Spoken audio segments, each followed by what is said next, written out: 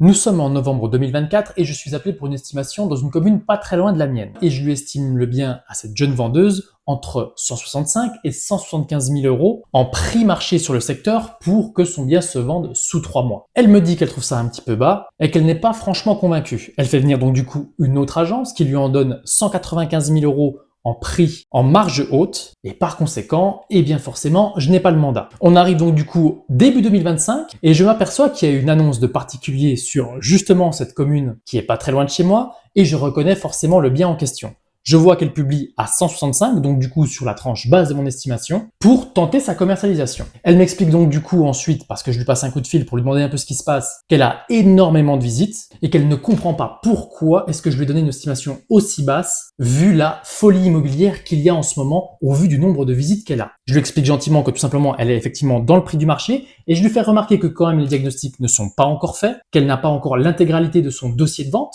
et que par ailleurs sa mise en place et sa mise en valeur pour son bien immobilier n'est quand même pas spécialement optimisée et qu'à mon avis, on peut commencer à 175. Peu importe, elle me traite d'escroc et elle me dit que cette autre agence donc lui a offert 195 000. Par conséquent, elle arrive quand même à trouver un acquéreur au bout de effectivement quelques semaines avec qui elle signe plus ou moins une offre d'achat. Seulement voilà, ce qui devait arriver arriva. Elle se retrouve donc du coup avec un acquéreur qui lui exige mécaniquement les diagnostics et finalement son acquéreur part. Elle s'en fout et au final, elle remet en publication au prix de 195 000 euros. Elle tente du coup le prix que l'autre agence lui avait donné. On parle de ça donc du coup en début d'année 2025. Nous sommes aujourd'hui en juillet et vous ne devinerez jamais quelle annonce est-ce que j'ai vu réapparaître cette semaine. Eh bien oui, cette fameuse maison.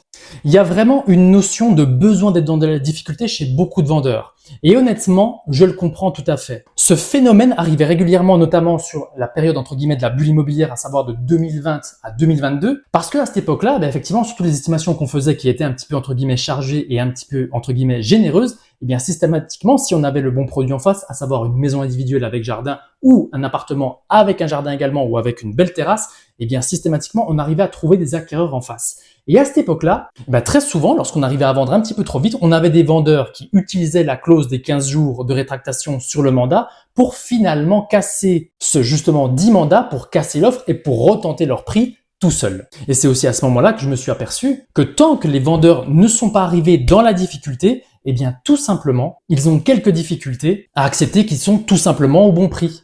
Alors oui, je ne dis pas qu'il y a parfois des estimations qui sont un petit peu basses et qui mériteraient d'être un petit peu rehaussées pour arriver dans les prix du marché, mais la plupart du temps, lorsque vous avez une annonce qui est franchement, qui marche bien et qui a vraiment beaucoup de demandes sur un bien en particulier, dites-vous bien que d'abord, la demande et notamment les visites, c'est pas forcément des acquéreurs. Vous pouvez aussi avoir beaucoup de touristes là-dedans. C'est normalement à ça qu'on sert nous les agents pour un petit peu faire l'écrémage, mais que derrière, il va quand même falloir aller jusqu'au bout avec un acquéreur, justement. Et donc, une des curiosités que j'ai rencontrées dans mon métier, c'est qu'effectivement, tant qu'on a des vendeurs qui ne sont pas allés assez vite dans la difficulté, ou lorsque les ventes vont un peu trop vite, ils se disent que s'ils vendent trop vite, tout simplement, ça veut dire qu'ils ne sont pas assez chers, et que par conséquent, eh bien, leur prix mérite d'être rehaussé. Et c'est comme ça que je vois parfois des biens qui reviennent sur le marché avec le même vendeur, et qui finalement ne se vendent pas, parce que croyez-moi bien que tous les acquéreurs ont bel et bien vu qu'un prix qui passe de 165 à 195, eh bien on se demande un petit peu ce qui se passe en termes de vente. Alors oui, sur la période entre guillemets de la crise sanitaire, eh bien de temps en temps, on avait des gens qui surenchérissaient, mais il faut que ça vienne bel et bien des acquéreurs eux-mêmes.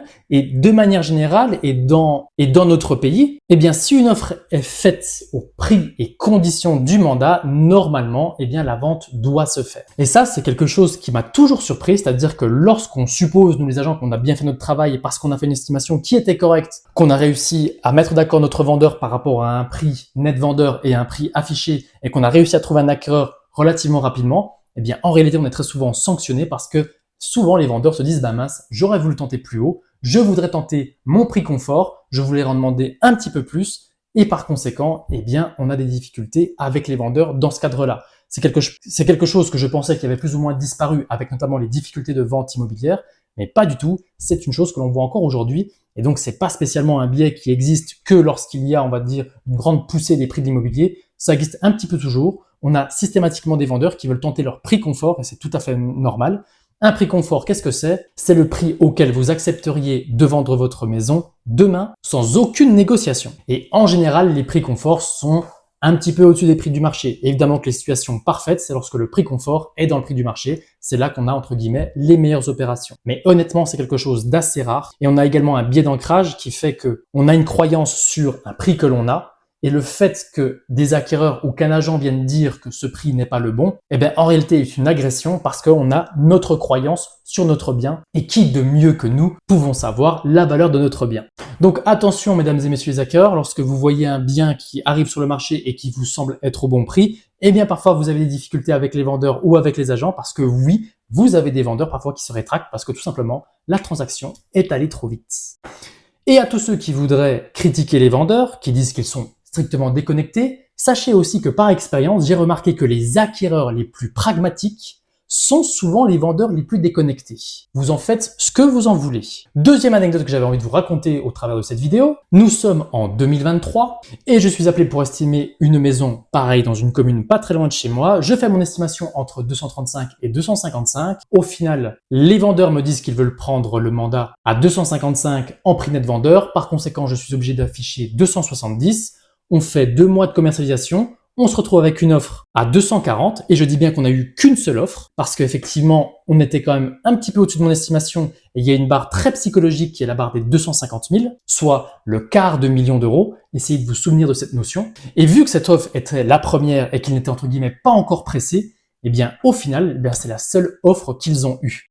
Un petit peu après, forcément, on se retrouve à 3 mois, puis 4 mois, puis 5 mois, puis 6 mois de commercialisation. Bref, tous les acquéreurs chauds du moment avaient vu donc cette maison en commercialisation. On finit par faire un avenant pour refaire tomber la maison à 250 000.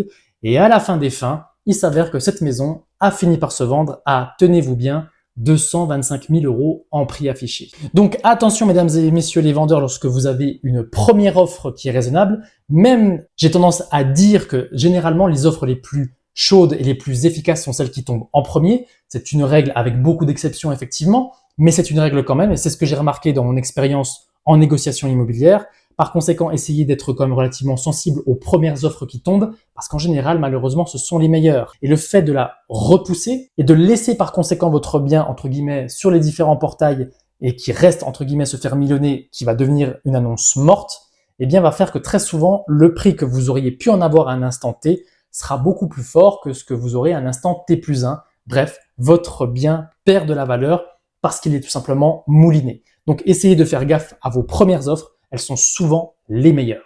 Et pourquoi est-ce que les vendeurs ont tant de mal effectivement à accepter ces premières offres? Eh bien parce que tout simplement, il y a un mécanisme de deuil qui est à réaliser lorsque ces premières offres ou lorsque ces estimations en dessous du prix attendu se font savoir. Lorsque vous attendiez à un prix à 300 000 net vendeurs sur votre maison et qu'au final, vous avez un agent ou un acquéreur qui vous fait une proposition à 270, évidemment qu'il y a le choc parce que vous ne pensiez sincèrement pas que votre maison était si basse. Après le choc arrive bel et bien évidemment le déni, c'est l'un des mécanismes de deuil qui arrive juste après le choc. En gros, ce prix n'existe pas, c'est moi qui ai raison. On attend quelques mois pour s'apercevoir que effectivement, eh bien, on est dans l'erreur. Arrive ensuite la colère. C'est l'agent qui fait mal son travail, c'est les acquéreurs qui n'ont pas compris mon produit. La tristesse, et oui, parce qu'on parle bel et bien de 30 000 euros en moins et par conséquent, eh bien, il y a quand même des possibilités qui se réduisent et donc c'est bel et bien la tristesse qui se fait ressentir. On se résigne et finalement on accepte. Le problème, c'est que parfois, lors de la phase de deuil, l'acceptation arrive un petit peu trop tard et les acquéreurs qui avaient fait cette offre à 270 malheureusement, sont partis ou ont trouvé autre chose. C'est à ce moment-là qu'arrive l'avenant, et là, eh bien, on refait une publication à 270 et on espère qu'on est cette fois-ci dans les prix du marché. Le problème, c'est que tout le monde a vu que notre bien était à 300 000. Donc, je vous invite vraiment à faire attention lors de vos premières publications. Lorsque vous voulez vendre votre bien, il y a vraiment des stratégies à mettre en place si vous voulez vraiment tenter votre prix confort. Il y a une vraie préparation et du dossier de vente et du bien en particulier pour pouvoir effectivement mener à bien votre transaction. Et à tous les acquéreurs, encore une fois, qui désiraient critiquer les vendeurs, je le dis et je le répète, mais moi qui fais ce métier depuis un bon petit bout de temps, et donc parfois j'ai des investisseurs qui cherchent eh bien, à acheter justement pour investir et qui ont donc parfois besoin d'une estimation par rapport à leur maison, eh bien je vous assure que les acheteurs les plus pragmatiques et les plus au courant du marché sont aussi très souvent les plus déconnectés de la réalité lorsqu'il s'agit de leurs biens. Donc, n'allez pas trop vite en besogne dans les critiques, dans les commentaires. J'espère que cette vidéo vous a plu. Si vous avez une question, je vous invite à la poser dans le groupe WhatsApp que j'anime, lien en description. Merci de m'avoir suivi et je vous dis à très vite pour de nouvelles vidéos. Ciao, ciao, ciao!